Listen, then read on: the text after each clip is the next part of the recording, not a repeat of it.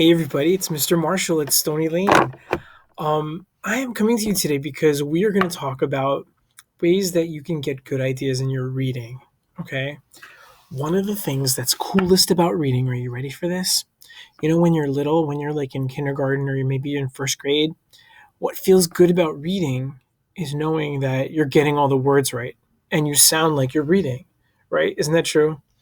But when you're big the way you are, it's a little different. Like that's not just enough, right? You want to be able to do more. And one of the things that's the most fun about reading is when your head is like full of ideas.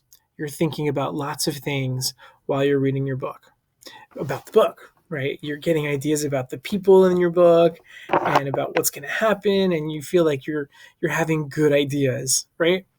So there's lots of ways to get good ideas. And one of the ways to get good ideas is to use writing in your reading, right?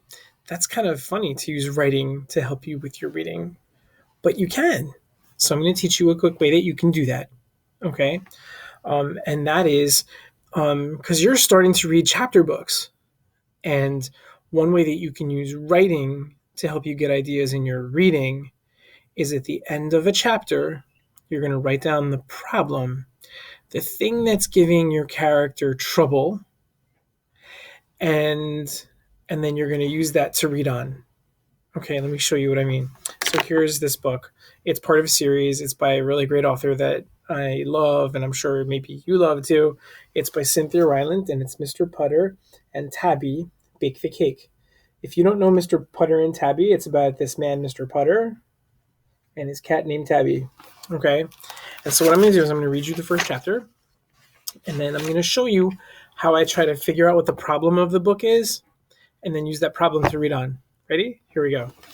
Chapter 1, A Good Cake. It was winter time. Mr. Putter and his fine cat Tabby sat at their window every night to watch the snow come down. They watched and dreamed. Mr. Putty dreamed of the big red sled he rode as a boy. He dreamed of snowmen big as a house. Tabby dreamed too. She dreamed of the snowdrifts she walked on as a kitten. She dreamed of deep tunnels through white yards.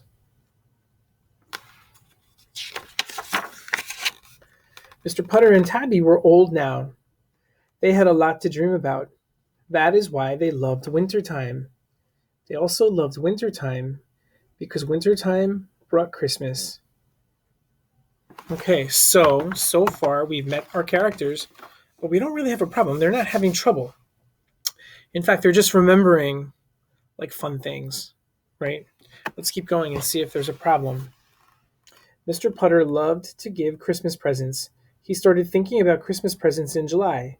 He liked to think of what he could give the grocer and the librarian and the postman. Mr. Putter also had to think of what he could give his neighbor, Mrs. Teaberry. This was hardest of all.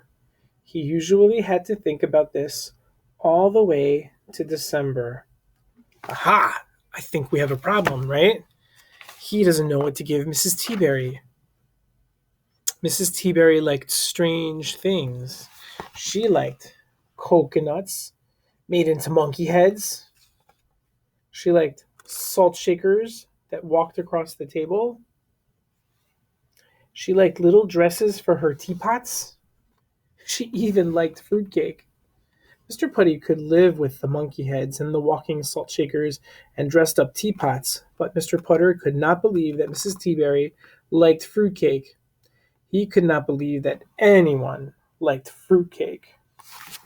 So I think he thinks he's got to give her that, right? So every Christmas, Mrs. Teaberry ate mounds of fruitcake. It worried Mr. Putter. This winter, it was worrying him a lot. He thought Mrs. Teaberry should have a good cake for Christmas, not a fruitcake that could break her toe if she dropped it. A good cake, a light and airy cake. Okay, so I'm going to stop right here, and on my big post-it, I'm going to write what I think the problem is. So what do I think the problem is? I think the problem is Mr. Putter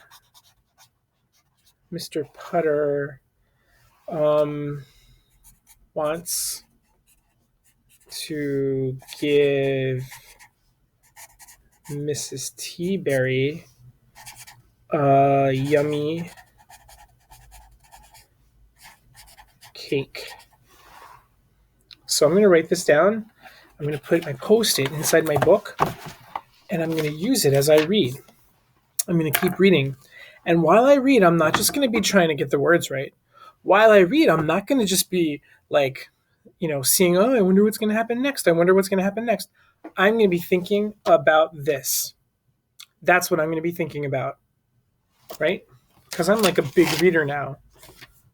Okay, so Mr. Putter wants to give Mrs. Teaberry a yummy cake.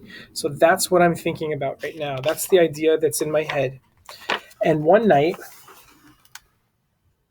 as he and Tabby sat dreaming at their snowy window, that is what he decided to give Mrs. Teaberry for Christmas. Mr. Putter would bake her a Christmas cake. It would be a cinch. That means that it would be really easy. So now I'm about to start chapter 2.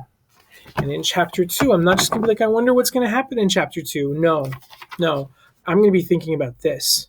Mr. Putter wants to give Mrs. Teaberry a yummy cake. In fact, I know more now because on the last page, it didn't just say give her one. It said bake her one. So I'm changing my thinking. Mr. Putter wants to bake Mrs. Teaberry a yummy cake. So that's what I'm thinking about as I start chapter 2. Here we go. Chapter 2, no pans. The cake was not a cinch. In the first place, Mr. Putter did not know how to bake a cake. He could bake instant muffins, he could bake instant popovers, but he had never baked a cake. He didn't know how. So now that's part of my problem. Well, not my problem, Mr. Putter's problem. Mr. Putter wants to bake Mrs. Teaberry a cake, a yummy cake, but I'm going to add but, because that's a good word to put inside of a problem, but because it means that something makes it impossible. But he doesn't know how. Mr. Putter wants to bake Mrs. Teaberry a yummy cake, but he doesn't know how. Poor Mr. Putter. That's what I'm going to think about now. He wants to do this, but he doesn't know how. Let's see how he figures it out. In the second place, Mr. Putter had no pans. He had muffin pans, he had popover pans, but he had no cake pans. If he baked a cake, it would have to be in a shoe, or maybe in a flower pot, or even in a hat, but not in a cake pan because he did not have one. Wait, there's more to my problem. Mr. Putter wants to bake Mrs. Teaberry a cake, a yummy cake, but he doesn't know how, and he doesn't have